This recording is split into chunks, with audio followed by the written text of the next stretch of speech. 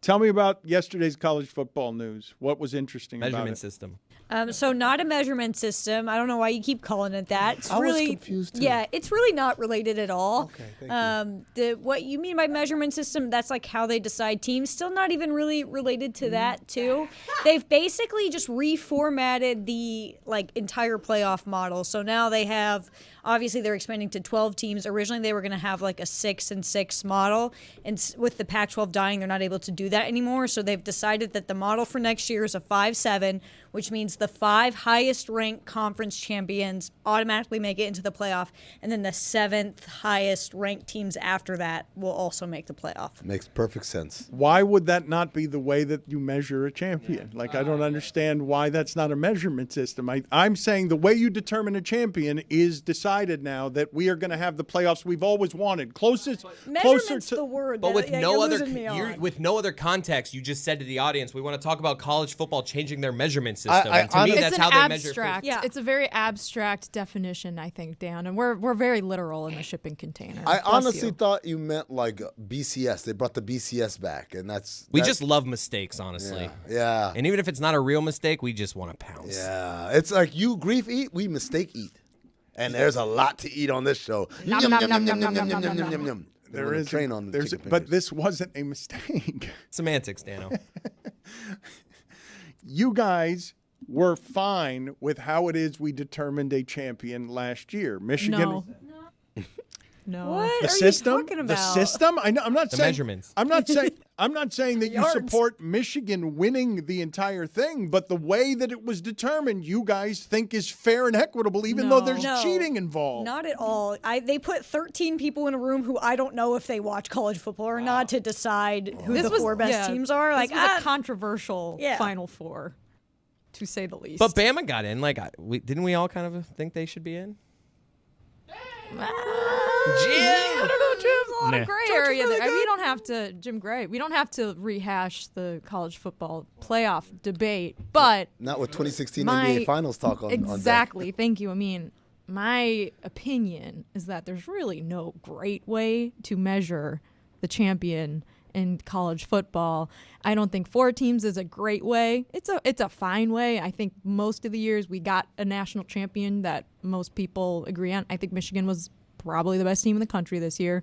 Asterisk, because they never had to play Georgia, but She's And like they a mean. cheated. I'm not hearing an opinion and they here. cheated. I A hear lot. fence sitting right now. My opinion is that there's no great way. So now we're gonna try 12, see if that's great. We'll probably get some pretty good games in the middle rounds of the playoffs. I don't know if every game's gonna be great. That was kind of the biggest complaint about the 4-team playoff, is that not every game was great. We had a lot of dud semifinals. So now instead of doing 6 or 8, we're just jumping straight into 12. Now 1 through 12 will be a much better game. Yeah, than 1 through we 4. won't have any duds so anymore. 8 and 9 will play each other, and it's seeded. So the 5th team will play the 12th team, the 6th team will play the March 11th Madness team. style. Yeah, and then the top 4 teams get byes, and then they all play. Whatever. You understand how bracket works. I don't have Top to explain 14, that. bye, and bye. Bye. The, No 5th bye because of highest- the Pac-5. The highest ranked Pac-12. teams outside of that for the first round get to host the first round of the playoffs at home, which I think is super, super cool. So we could have a situation where you have a college football playoff game taking place in South Bend, in Tuscaloosa, In Iowa. Maybe if we dream and we hope and we pray and we sacrifice to the gods potentially. But the 12 teams is not what we wanted, but I think given the fact that that's just what we're stuck with, because that's, they completely ignored 6 and 8 as just said, this is a pretty good system. It makes up for the fact that the Pac-12 is not really a real conference anymore. It gives chance for Group of 5 schools to compete. I'm happy-ish with it. Twitter seemed to be saying that Notre Dame was a benefactor of this new system. Is that true? Is this good for Notre Dame? I think that this is probably what Notre Dame wanted. In fact, I can probably say yes, this is what Notre Dame wanted. I think a lot of people saw that Notre Dame would not be eligible for the bye if they were a top 4 team in the playoff, and thought that would be a bad thing for Notre Dame. But I think this gives them, Notre Dame's not going to be eligible to win a conference championship because they're not in a conference. The trade-off is, okay, if you're a top 4 team in the country, you'll never get a bye. But if you're 5 through 12, you have a path to the playoff that you didn't have before, and you don't play during conference championship weekend ever, no matter what. So yeah, you have to play 4 games in a row in the playoffs, but you're already taking that week off. I think it's actually I could see an argument that it's worse for a conference championship losing team because you have now lost your conference championship game. You have to play that 13th game, and you don't get a bye in the playoffs. So now you have played all of the games where, like, the stakes, I think, are a little higher for the conference championship because you really, really want that bye, especially if you have to play that game, and you don't get seated in the 5 slot because the 5 gets the 12, and the 12 possibly is like a G5 conference champion. So maybe, if they're not great that year, that's an easy-ish game, still a playoff game, but you get home field, like Lucy said. So I kind of see an argument that way is a little bit, that might be trickier. Okay, but it doesn't feel like you took a definitive takey side, and all that matters here. I don't like 12 teams. I've said that for like years. More games with more stakes is not something that anyone's going to have a problem with who loves sports. If I'm just giving them more stakes on these games, more is a great solution to everything in football. Just more. James Franklin might have a problem with it. He doesn't like the big game. It's not going to work out well for him.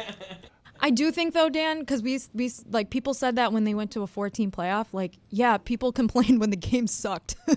The games had stakes, and Alabama still blew out Michigan State, and Clemson still blew out Ohio State. Like, there were still blowouts, and people were like, we don't want this game with stakes because it's bad. So, yeah, people are still going to complain no matter what. Complain, and then they watched all the games, and the games were great, and Michigan cheated its way to a championship, and it's not disputed somehow because of how they measure the games with stakes. Thing that I wanted to ask the group as it relates to sports coverage, kind of in line with Chris Cody's general theory that Zion Williamson tearing his Nike shoe isn't ultimately bad for Nike because all publicity is good publicity.